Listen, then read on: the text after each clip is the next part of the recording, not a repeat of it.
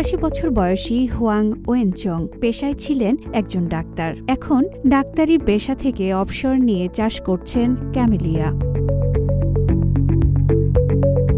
বিশাল জায়গা জুড়ে তার ক্যামেলিয়া বাগান, যেখানে নানা প্রজাতির ক্যামেলিয়া চাষ করছেন তিনি। দক্ষিণ পশ্চিম চীনের ইউনান প্রদেশের রাজধানী কুনমিংয়ের পাহাড়ে এই বাগান গড়ে তুলেছেন হুয়াং। কুনমিংয়ের শহরতলির উন পর্বতের ১৩ হেক্টর জায়গা জুড়ে বিস্তৃত এই বাগানের পুরো জমিটাই লিজে নিয়েছেন হুয়াং।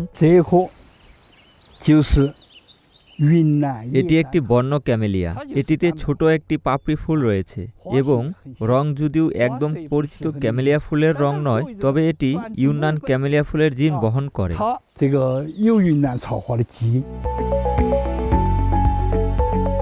বিশ্বের ক্যামেলিয়া প্রজাতির প্রায় ১/৩ জন্ম এই ইউনান প্রদেশে। এই প্রদেশে ৩০,০০০-এরও বেশি ক্যামেলিয়া প্রজাতির মধ্যে মাত্র ১০% শিকড় এই প্রদেশে রয়েছে। চীন এবং পশ্চিমা বিশ্বের ক্যামেলিয়া মিলিয়ে আমরা উন্নত জাতের ক্যামেলিয়া চাষ করতে পারি। এতে করে পূর্ববর্তী জাতগুলো থেকে একদম আলাদা হবে।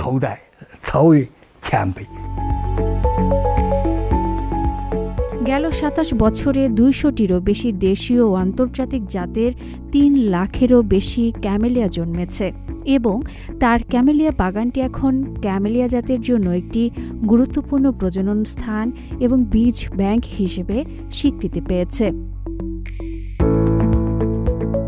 ছাই Yanfei Yunnan Academy of Agricultural সায়েন্সেসের ফ্লাওয়ার রিসার্চ ইনস্টিটিউটের একজন রিসার্চ ফেলো। তিনি কাজ করছেন বৃহত্তর আন্তঃনির্দিষ্ট এবং আন্তঃজেনারিক হাইব্রিডাইজেশন প্রচেষ্টার মাধ্যমে নতুন উচ্চমানের ইউনান ক্যামেলিয়া জাতের প্রজননে। তিনি তার কাজের প্রথম বছরে রডোডেনড্রন এবং গোলাপের মতো কাঠের ফুলগুলো সম্পর্কে জানার পর বিশেষত্ব হিসেবে বেছে নিয়েছিলেন ক্যামেলিয়া। আর এই ক্যামেলিয়া নিয়ে কাজ করার জন্য আদর্শ স্থান হিসেবে তিনি কাজ শুরু করেন হুয়াংয়ের এই বাগানে, যাকে তিনি অভিহিত করেছেন সোনার খনি হিসেবে।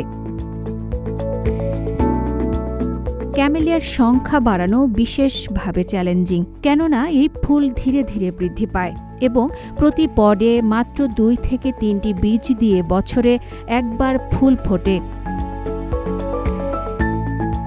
হুয়াংয়ের এই বাগানে ১০ বছরেরও বেশি সময় ধরে গবেষণা করে ছাই শুধুমাত্র ৩টি নতুন জাত উদ্ভাবন করেছে। আফরিন মিম, CMG বাংলা।